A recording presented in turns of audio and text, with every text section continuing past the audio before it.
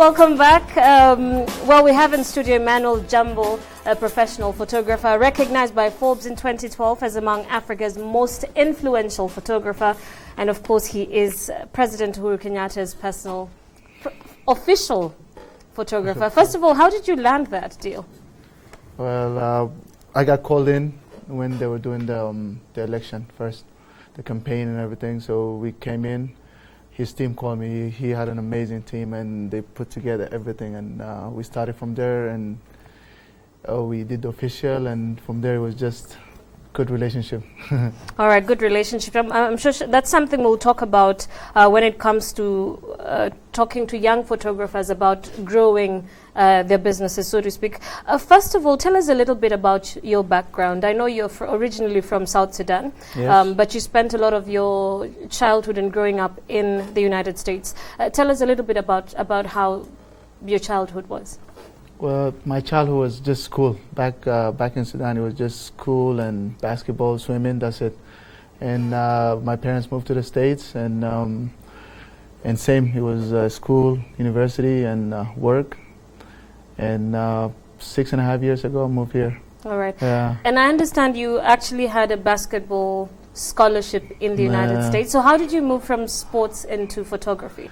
Injuries could do wonders. Okay. Yeah, I got injured, and I had to let go of basketball. So, and then I was doing IT, my regular job, and my interest in photography, it started way back when I was a kid. My sister used to do photography, so I took on that and started again. I bought a camera. I started taking pictures. I started going to exhibition and galleries, and from there it just took off.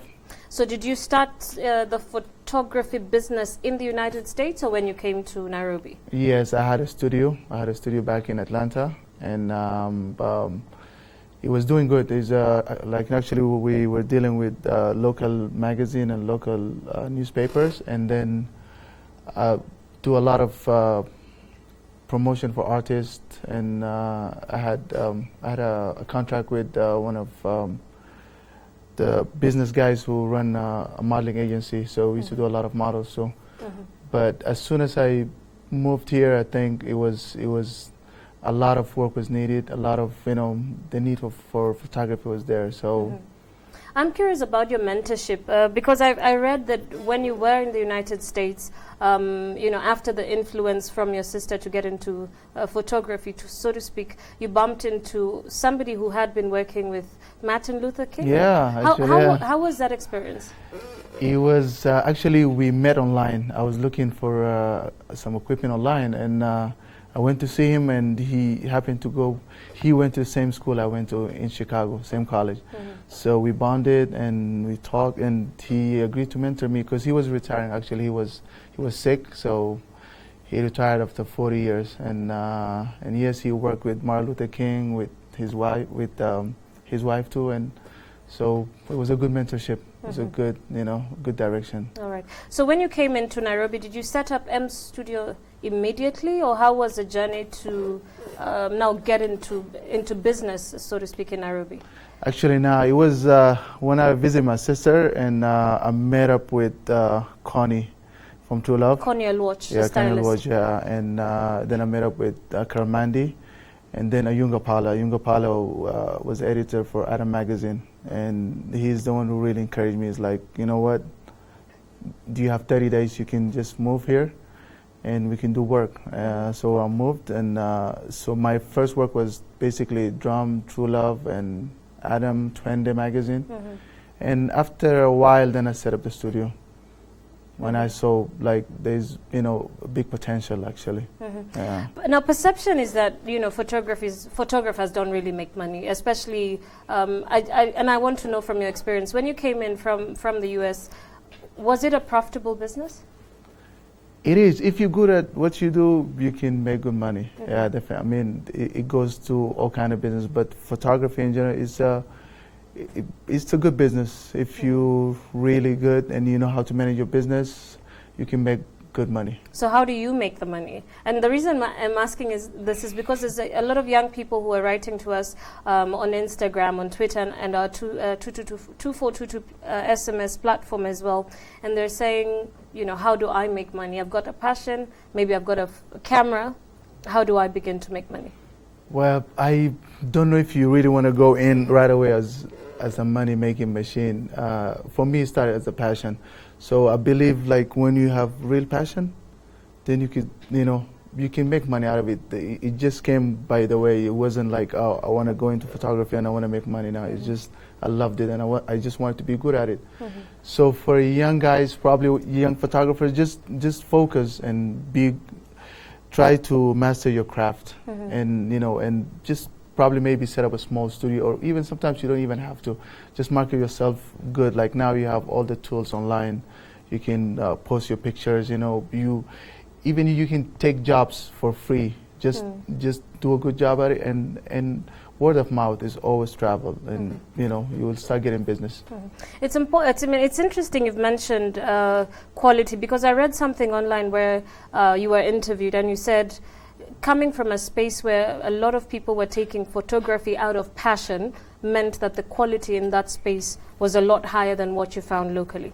What would you have for young photographers who are getting into that space in terms of the quality of photography? Well, nowadays there's much better quality than 6 years ago, 7 years, 10 years ago. Now a lot of young Kenyans, young Africans, they got into photography. There is access to equipment. There is proper online, tuition.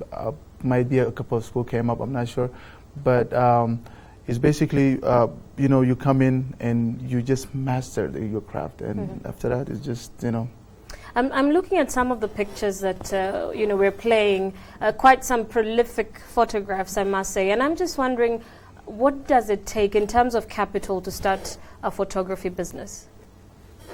You don't have to start really heavy or big or expensive equipment. It's your vision and how you put it together. If you're fortunate enough to have money, that's fine. But if not, I mean, just a camera. A camera is fine. Any type of camera? Well, I like Canon. I'm a Canon person, but Nikon or any other camera that's a semi-professional that you can start with. That don't cost a lot of money, and natural light is the best. Natural light. So you don't always need all the big studio equipment to go. Most of the time, I use a lot. Most of the time, actually, I use natural light, especially when I do weddings and stuff. I do natural light, ambience. You get amazing. Okay. So what are all this though? Behind me. Well, this is a studio that we had to set up because we're shooting indoor here, it's just a seamless paper background, light gray, and we have 2 lights.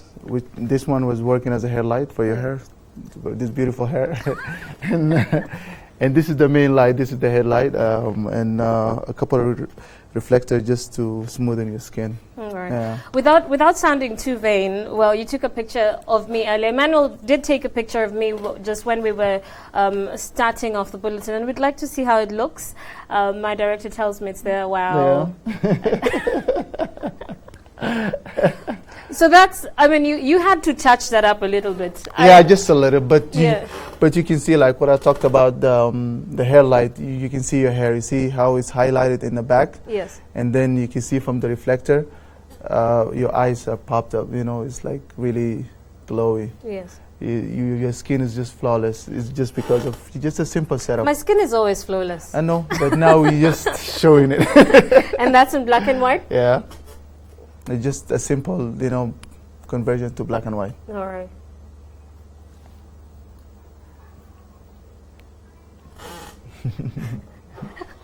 All right, I'm going to try not to be too vain and move on and talk about mentorship. You were lucky enough to be in a space where you were mentored by somebody who photographed great people. Yeah. What are you doing in this market? Are you giving back by mentoring young people who want to get into the space? Yeah, definitely. We always have internship coming in. We mentor a lot of young female and male. Just they come in for a couple of months, they learn what they need to learn, and from there they're ready to fly. Okay. And some of them, they even, we employ some of them too. All right. So. I've been asked to ask you this from a gallery. I think one of the questions coming in about how much do you make? Scary waiting for me outside.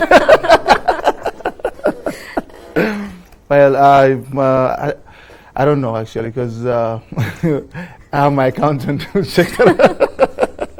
It's a profitable business. Yeah, it's a good business. You can you can live good. You can, and then. Can I safely call you one of Kenya's young millionaires? No, not yet. No. All right, let's just say you're being very modest. Emmanuel, thank you so much for joining us in studio today. It's been an absolute pleasure to host you and just to learn more about photography. I'm told we have a picture of the first family which you took. Oh. How was that experience? It's nice. It's after working with him many times. I mean, he's such an easy person. And the kids are amazing. The sons and the daughter, yeah, they're very photogenic. They're easy to work with.